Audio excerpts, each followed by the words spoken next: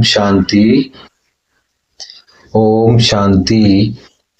आज हम 27 नवंबर 2025 को बाबा के महावाक्यों का सार सुनेंगे। बाबा कहते हैं, मीठे बच्चे, बाप जो पढ़ाते हैं उससे अच्छी रीति पढ़ो तो 21 जन्मों के लिए सोर्स ऑफ इनकम हो जाएगी। बाप जो पढ़ाते हैं उसको अच्छी रीति से पढ़ो तो 21 जन्मों के लिए सोर्स ऑफ इनकम हो जाएगी, सदा सुखी बन जाएंगे। आज का प्रश्न है, तुम बच्चों के अतीन्द्रिय सुख का गायन क्यों है? तुम बच्चों के अतीन्द्रिय सुख का गायन क्यों है? उत्तर, क्योंकि तुम बच्चे ही इस समय बाप को जानते हो। क्योंकि तुम बच्चे ही इस समय बाप को जानते हो। तुमने ही बाप द्वारा सृष्टि के आदि मध्य अंत को जाना है। तुम अभी संगम पर बेहद में खड़े हो। अभी तुम जो है संगम पर बेहद में खड़े हो। जानते हो, अभी हम इस खारी चैनल से अमृत के मीठे चैनल में जा रहे हैं। हमें स्वयं भगवान पढ़ा रहे हैं। ऐसी खुशी ब्राह्मणों को ही रहती है। ऐसी खुशी ब्राह्मणों को ही रहती है। इसीलिए अतीन्द्रिय सुख तुम्हारा ही गाया हुआ है। इसीलिए अतीन्द्रिय सुख जो है तुम ब्राह्मण बच्चों को ही गाया हुआ है।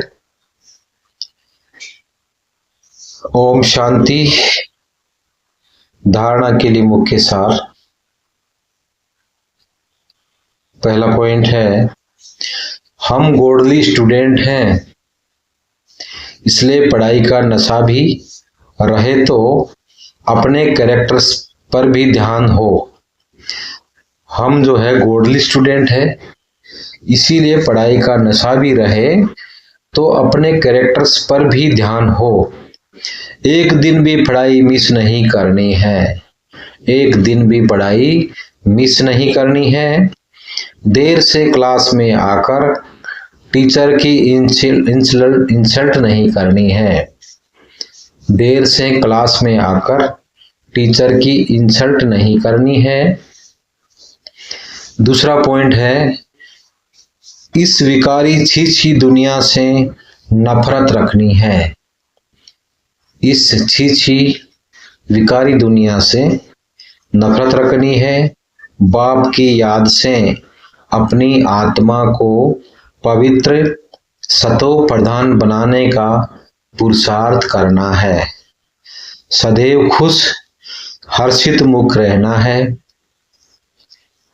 आज का वरदान है, होपलेस में भी होप पैदा करने वाले सच्चे परोपकारी संतुष्ट मणि भाव। होपलेस में भी होप पैदा करने वाले सच्चे परोपकारी संतुष्ट मणि भाव।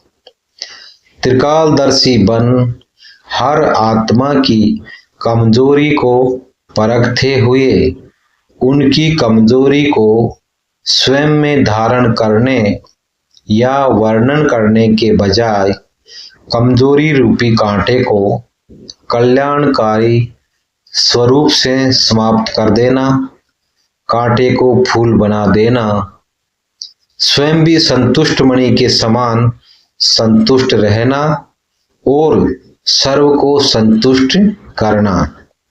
जिसके प्रति सब निराशा दिखाए, ऐसे व्यक्ति व ऐसी स्थिति में सदा के लिए आशा के दीपक जगाना, अर्थात दिल शिकस्त को शक्तिवान बना देना।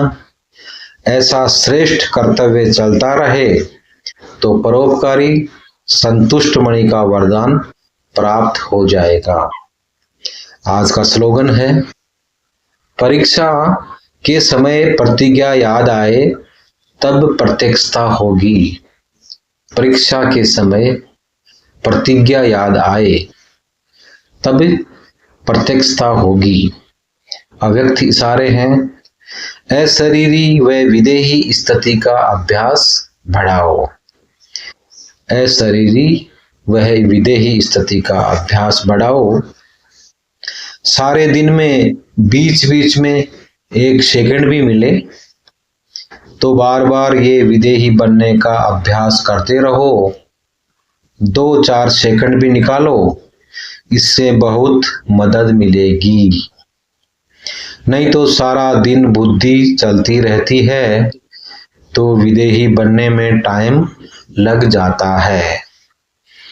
और अभ्यास होगा तो जब चाहे उसी समय विदेही हो जाएंगे, क्योंकि अंत में सब अचानक होना है। तो अचानक के पेपर में यह विदेहीपन का अभ्यास बहुत आवश्यक है। ओम शांति। शुक्रिया बाबा, शुक्रिया।